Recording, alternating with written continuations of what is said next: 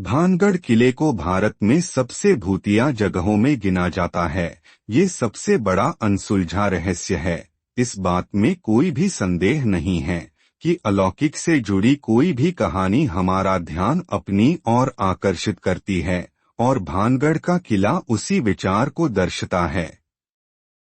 भानगढ़ किले की कई भूतिया कहानियों ने इसे मोस्ट हॉन्टेड प्लेसेस में से एक बना दिया है।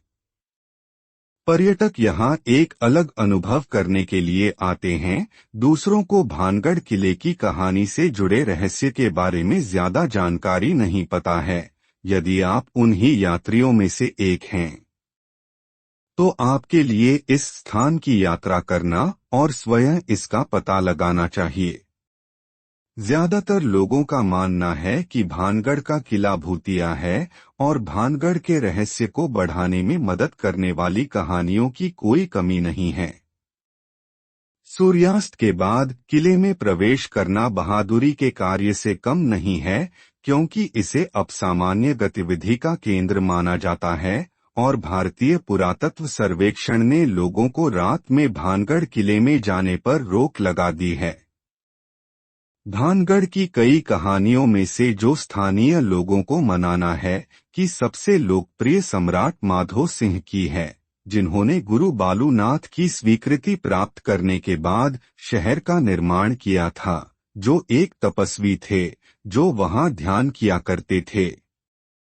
संत ने इस शर्त पर अपनी स्वीकृति दी कि बादशाह के महल की छाया उसके पीछे हटने पर कभी नहीं पड़नी चाहिए। अगर ऐसा होता तो शहर खंडहर में तब्दील हो जाएगा। एक बार निर्माण पूरा हो जाने के बाद गुरु बालू का पीछे हटना दुर्भाग्य से महल द्वारा छाया हुआ था।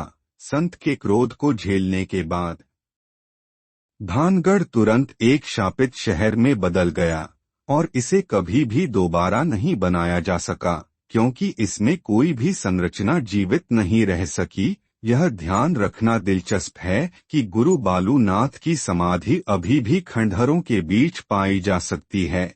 भानगढ़ किले की एक और कहानी राजकुमारी रत्नावती से संबंधित है। किंवदंतियों के अनुसार उनकी सुंदरता अतुलनीय थी, और उनके शारीरिक आकर्षण को पार करने की कहानियां कई राज्यों की सीमाओं को भी पार कर गईं। जब वह 18 साल की हुई तो कई राज्यों के लोगों ने शादी के लिए उसका हाथ मांगा, पर उसने सभी को मना कर दिया। इन सभी में एक सिंघिया नाम का एक जादूगर भी था, जो इस तथ्य से अवगत था कि राजकुमारी के लिए उसका कोई मुकाबला नहीं है। हालांकि उसने अपने पास मौजूद जादुई शक्तियों से उसे लुभाने का फैसला किया। वह भाग्यशाली था कि उसने बाजार में राजकुमारी रत्नावती की मालकिन को देखा और काले जादू से खरीदे गए तेल पर जादू कर दिया। उसे उम्मीद थी कि तेल को छूने पर राजकुमारी खुद को उनके सामने आत्मसमर्पण कर देगी। हालांकि उनका प्रयास व्यर्थ था, क्योंकि रत्नावती ने उनकी चाल देखी और जमीन पर तेल डाला, जो फिर एक चट्टान में बदल गया। जादूगर की ओर लुढ़का और उसे कुचल दिया। मरने से पहले सिंघिया ने भानगढ़ शहर को मौत का श्राप दिया, और इसके परिणामस्वरूप इसमें कभी कोई पुनर्जन्म नहीं दिखा। इसके अलावा अजबगढ़ और भानगढ़ के बीच की लड़ाई में राजकुमारी रत्नावती की मृत्यु हो गई थी। इस प्रकार उसके अभिशाप को और अधिक बढ़ा दिया।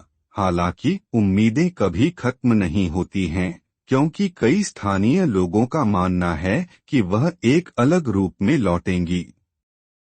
अंततः भानगढ़ पर दुर्भाग्यपूर्ण जादू को समाप्त करने के लिए वापस आएंगी, जबकि भानगढ़ किले की कहानी को वैज्ञानिकों ने खारिज कर दिया है।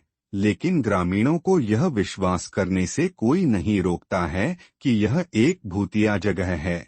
लोगों ने कथित तौर पर अक्सर ऐसी आवाजें सुनी हैं जिनका कोई हिसाब नहीं है।